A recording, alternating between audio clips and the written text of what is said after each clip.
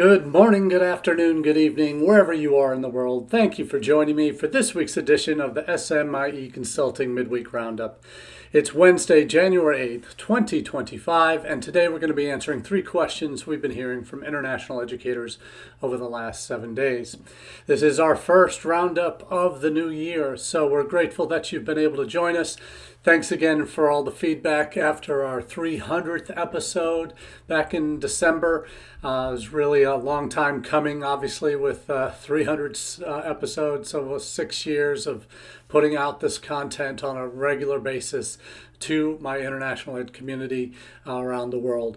And this, as I've always told friends and colleagues, this is part of my service to my field, to share my insights over 30 plus years in the field and how I see some of the impacts of technology, social media, all these new global trends that we need to be more aware of in our daily work, and how it can influence positively what we do and the strategies we develop in our field. So let's get into this week's questions, which come from our newsletter that has also been going for more than 300 editions. It's called All the SMIE News Fit to Share. It's a weekly newsletter that includes content on tech, social media, AI, webinars, all these online tools that international educators can leverage. It also covers a roundup of U.S. International ed news, some of the solutions we see present in some institutions and what they're trying, or countries and what they're trying, and then a roundup of what's going on around the world. Because what happens in China, what happens in India, what happens in Brazil, what happens in Vietnam has impacts far beyond the borders of their countries. So that newsletter, we always drop the links to it in the chat for the Midweek Roundup on Wednesdays. But the newsletter comes out Mondays, so you can get it in one of 2 formats, either an email version, which is available in your email inbox at 9 a.m. Eastern Time Monday morning, or you can subscribe via LinkedIn, and the link to this week's edition is also in the chat. So please do subscribe one way or the other. Between the 2 versions, the email and LinkedIn versions, we have over 2,200, almost 2,300 subscribers.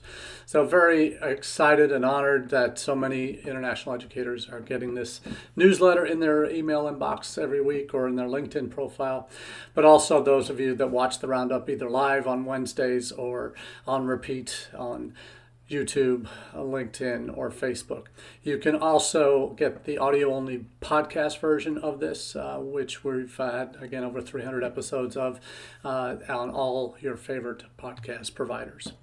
So let's get right to our first question of the week, and that is, how well do you grasp social media for international students? Now, this is a 2-tiered question, and it's really grasping social media when we're talking about what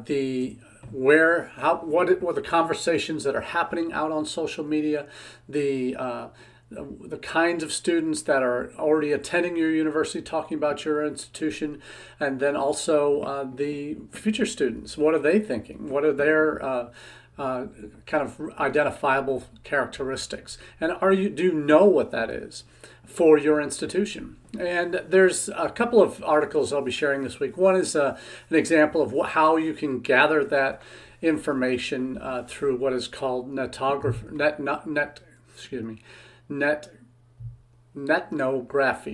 It's a mouthful. Netnography, which is defined as a research method that involves participant observational research based on online fieldwork, incorporating data collection methods that participant observations and in-depth interviews in virtual environments. So these are kind of the going out and mining the data that is out there about people who are having conversations about your institution, either current students or future students. Knowing the kinds of students that they represent, what their pain points are, what their trust points are, what their goals are, all of these kind of things. As you develop an understanding of who your audiences are, you look to social media to find out what they're actually saying about you, so that you can interpret and perhaps better respond to their needs, to their questions, to their goals, to their fears, teachers in how you communicate with them on social and in other methods as well. So this persona development is not a new concept. It's been around for several years. And it's one that some institutions have been able to develop that have had the ability to go more in depth into their social media accounts and have the right kind of software to help define that and distill that information down to manageable chunks of information, and to perhaps categorize the kinds of students that are attending your institution or thinking about attending your institution, so that you can know their wants and needs before they even ask. And that's the kind of thing that if you can anticipate your future students or even your current students' challenges or opportunities or questions, the better you are positioning yourself as an institution to meet their needs longer term, and they see you as a trusted source. And if you can establish yourself as a trusted source, then the chances of you enrolling that student or graduating a successful graduate of your institution are raised considerably. So great article. It's actually a focus from UK researchers, but in Times Higher Ed, but has some very relevant topics in there that I think all of you should at least pass on to your marketing teams. They may already be doing some of this persona development and on the domestic side, but you're not aware of it as it relates to what you're doing on the graduate side, on the recruitment side. Internationally. So definitely check that out. The other example, and this is kind of putting into practice a very upfront way of communicating with your current international students and future students as well. And this example comes from Cedarville University here in Ohio. And it's a university that not a huge international footprint, but not a huge institution, but one that does, at least from my reading of this new brief from them about what they're doing with social media. And it's called Global Voices Shares the Stories of International Students. Global Voices is kind of the online opportunity for Cedarville students to share what they're doing to a social media campaign through Instagram. So then it's very simple. It's just one platform. Through Instagram, 5 students have created a space, and this is a quote from the article from the Cedarville institutional site, that allows international students at Cedarville to share their voices and foster a deeper sense of community while they are thousands of miles away from home and families. So these international students the article talks through the kinds of the struggles that they have in adapting to a new culture, managing classwork, making friends, all of this. What they've done is newer international students are invited to this space that current Cedarville international students, senior students, are explaining how they've managed through these challenges that they experienced in their first few days and weeks on campus. And so those kind of tools have such value because it's authentic, it's user-generated, it's your current students that are driving the conversations and opening up pathways for your future students to connect with them. So it's not always the admissions office or the international office that's putting out these positive messages. It's your current students doing it. It has a different, as they say, it hits differently. That's what you really need to work towards, is you have programming, communications, video content, social media posts that is representative of your institutional voice, but not just your institution, what your students, more importantly, your current students are saying about your institution and the values it has and how well it helps new students adjust, because that is the kind of thing that matters most to future students. They want to know that they're going to fit in. And what better way to help them see themselves fitting in is by seeing these examples of current students sharing how they fit in and found their path at your institution. This is the kind of thing that is absolutely essential to go beyond the standard brochures that everybody has, the standard messaging that everybody has. When it's coming from your students, it hits different. And it will impact future students in a much more positive direction than something simply just coming from the president's office or the international office. There's real value there, so take advantage of it. So those the first question of the day, answering that around one of my favorite topics, social media and the impact and use of it in what we do in international education. Now the second question is one that's very topical because in a couple of weeks we're going to have we'll be 15th, 22nd will be right after, 2 days after. In 2 weeks' time will be 2 days after Inauguration Day, and everybody in international education in the U.S. has waited very anxiously, and many with a sense of foreboding and deep sense of what's coming next. Having lived through Trump 1.0, they're expecting the same, if not worse, and that is, I would say, most international educators are pessimistic about what's coming, but for me, I have to be hopeful. I have to be hopeful because there have to be lessons learned from the first go-round, which every attempt to block international students' benefits and successes and rights was eventually overturned in the courts, and that matters. It shows that the rule of law still applies in this country, no matter how wacky some of the proposals that get thrown out are. What is clear is that there's not a, even though they say they won in a landslide, they didn't. Trump came in with, yes, he won the popular vote, which hadn't happened for a Republican president in over 20 years. He won the Electoral College, yes. But the challenges that he will face in governing are almost as strict as they were the last time. He does have control of both houses of Congress, which he did have in the first 2 years in 2017. But there weren't rafts of new legislation passed back then, and it's unlikely that that's going to happen now, given the slim majorities that exist in both the House and the Senate for the Republicans. And we hope cooler heads prevail, and they have when it comes to budget.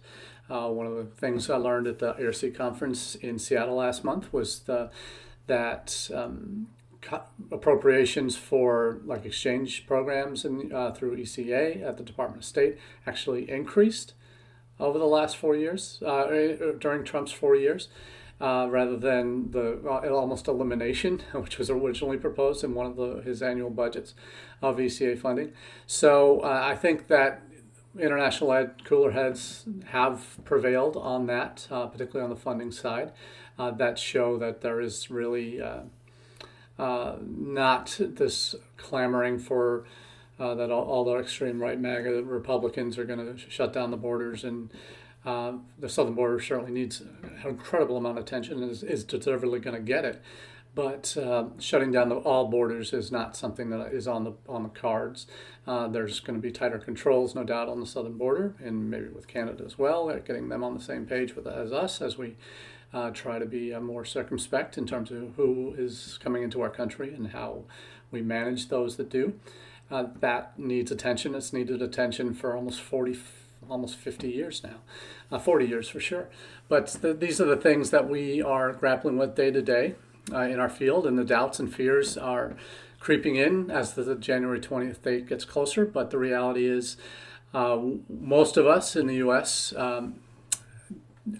Are, at least I know many colleagues who are have been in the field for quite a while, are very pessimistic about what's coming, and so much so that top elite institutions warn their students, current international students, okay, get back to campus before January 20th because we don't know what's going to happen. Well, we don't want you to fall prey to travel bans that were imposed last year and travel chaos that resulted shortly after. All of these things are pieces of the puzzle that international advisors, institutions that have large concentrations of international students, a lot of them more elite institutions, are warning students get back before the 20th so that you don't, so that you're at least back on campus and not run into any potential travel restrictions that are imposed once Inauguration Day hits. So that's something that we've seen, and that's certainly got a lot of press in the U.S. and abroad. We see that happening. We're looking at responses in the U.S. that the hope is for stability, that the fears are that it's going to be, there's some real political uncertainty too, but institutions right now, according to this PI article, where they surveyed a number of folks on the international community in the U.S., that they're navigating changes associated with rising price sensitivity of students, very true, impending enrollment cliffs and the compensation internationals can play for the domestic drop-off, and the continued advancement of artificial intelligence. And those are the things that we're figuring out how they fit into what we do in international education. This is all amidst record numbers that we enrolled last year. And though we haven't had a new SEVIS by the numbers report since May, certainly the data reflects a continued upward trend, where we're looking at well over 1 million, maybe up to 1.5 million international students in the United States in all visa statuses in 2024, in the end of 2024. Hopefully we get a new report soon. So the political uncertainty, the communicating the value of international ed. This is those that have been in the field for the last 10 years know that in 2016, right after the election, a new campaign was born in the U.S. called "You Are Welcome Here." And that wouldn't be a bad thing to restart this year with 2025 upon us, and Trump 2.0 about to be in place in the next couple of weeks.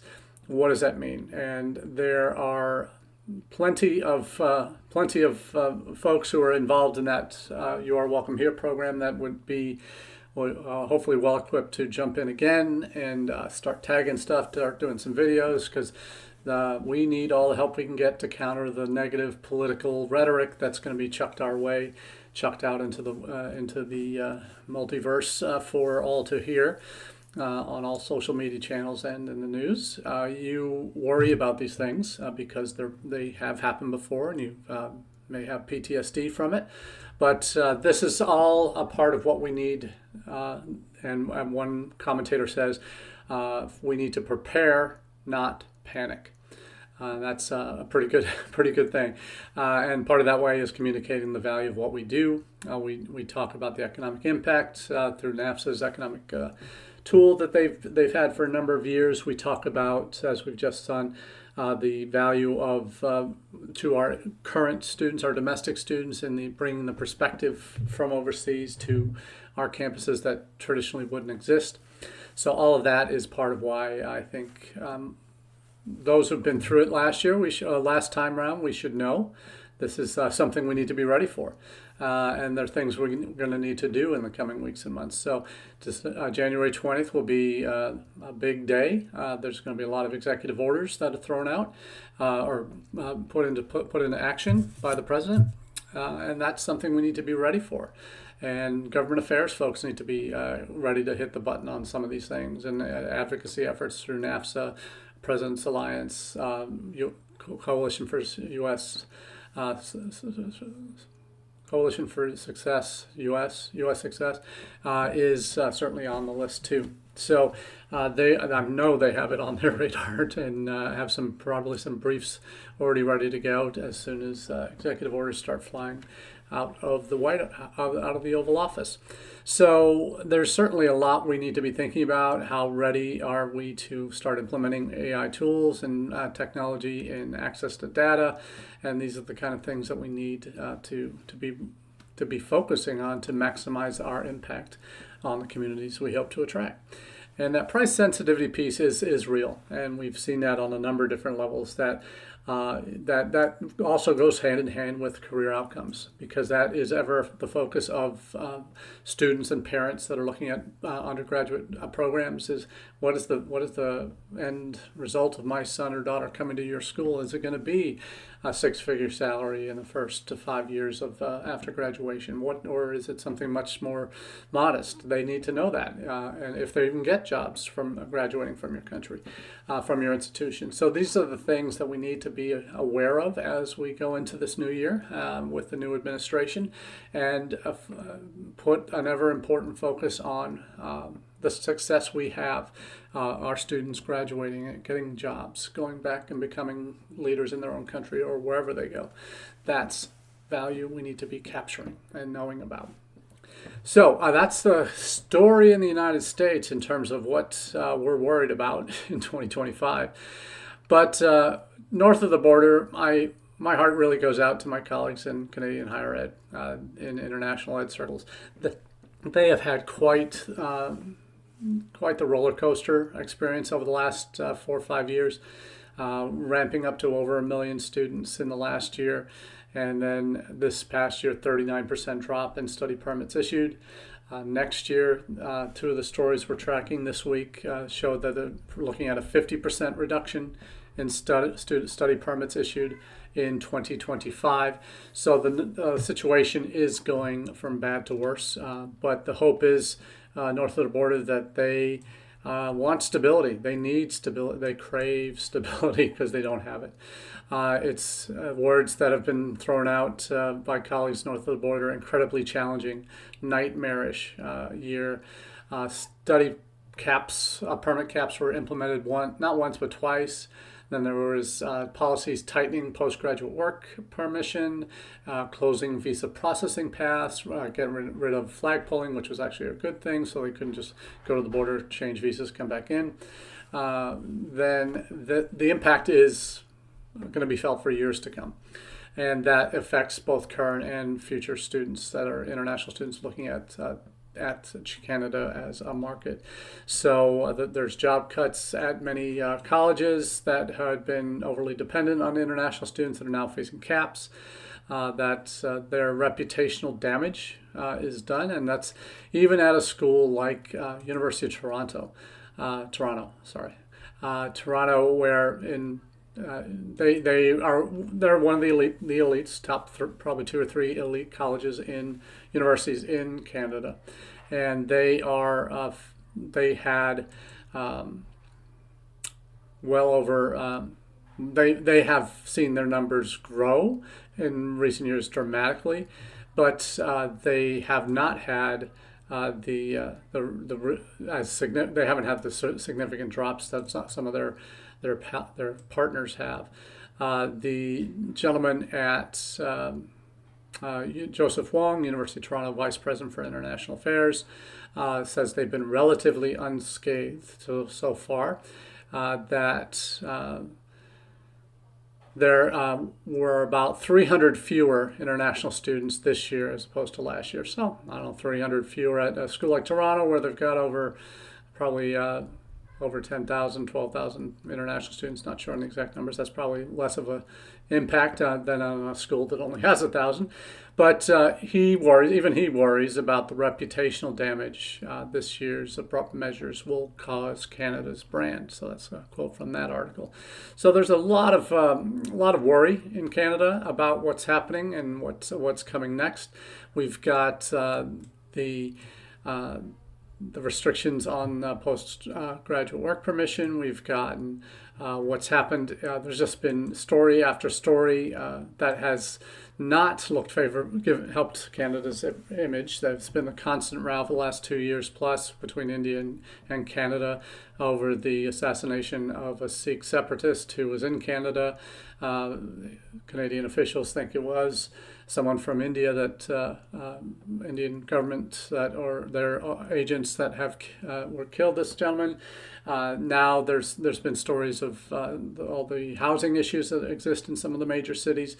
And now the India's enforcement directorate, they released a media statement on Christmas Eve that the initial findings of their investigation into the Dingucha case in 2022, and that's when an Indian family of 4 had gotten into Canada from India and then were smuggled over the U.S. border, but they froze to death trying to cross the border in minus 31 degree Fahrenheit temperatures. They were told, drop them off on the Canadian side and told to walk across the border. So that then they died in the process without support. So clearly, that was a big case when it came out, and the investigation has led to 100 plus Canadian colleges and agents have been identified in that people smuggling scheme. And it's not just this family that died, but much larger swath of cases that have led to hundreds of thousands coming to the U.S. From Canada illegally from India. So that 112 Canadian colleges have entered into agreements with the first entity that India had identified as the challenge. Two entities based in Mumbai and Nagpur that agreed to send students to universities in Canada. So around 25 students are referred annually by the first entity, more than 10,000 by the second entity. So these are high volume agents that were sending students to Canada from India, and there's some of the students that they were referring got caught up in this human smuggling scheme, and that the